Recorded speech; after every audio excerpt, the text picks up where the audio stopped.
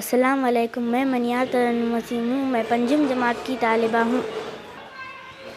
السلام علیکم، میرا نام ہے تنبلی جویریہ سلیم، میں ششم جماعت کی طالبہ ہوں۔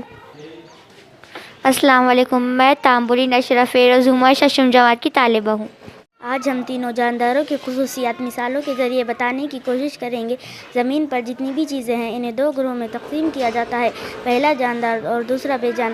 جانداروں میں نباتات، حیوانات اور خردمنی جانداروں کا شمار ہوتا ہے۔ جانداروں کی ایک خصوصیت نشو و نما یعنی ان کی بڑھوتری ہوتی ہے۔ ہمارے پاس ایک لیموں کا پودا تھا، 1 سال پہلے وہ بہت چھوٹا تھا، اب بڑا ہو گیا ہے۔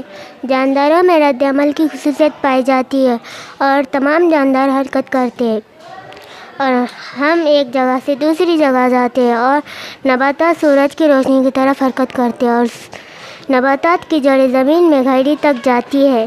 زندگی کے تمام جاندار سانس لیتے ہیں۔ سانس لینے اور چھوڑنے کو عمل تنفس کہتے ہیں۔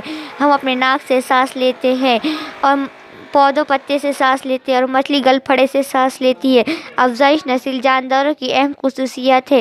چڑیا انڈے دیتی ہے، انڈے میں سے اس کے بچے نکلتے ہیں، بلی کے بچے ہوتے ہیں اور بیجوں میں سے نئے پودوں کی نشو و نما ہوتی ہے۔ تمام جانداروں کے جسم خلیات سے مل کر بنے ہوتے ہیں۔ کچھ جاندار ایک ہی خلی سے بنے ہوتے ہیں، انہیں یک قلوی جاندار کہتے ہیں۔ کچھ جاندار کئی خلیات سے مل کر بنے ہوتے ہیں، انہیں کثیر قلوی جاندار کہتے ہیں۔ تمام جانداروں میں خلیات کی تعداد مختلف ہوتی ہے، لیکن تمام جانداروں کی بنیادی اکائی خلی ہے۔ جانداروں کے جسم میں ہونے والے افعال کے دوران بیکار یعنی فاسد مادے تیار ہوتے ہیں۔ تمام جاندار اپنے جسم سے فاسد مادوں کا اخراج کرتے ہیں۔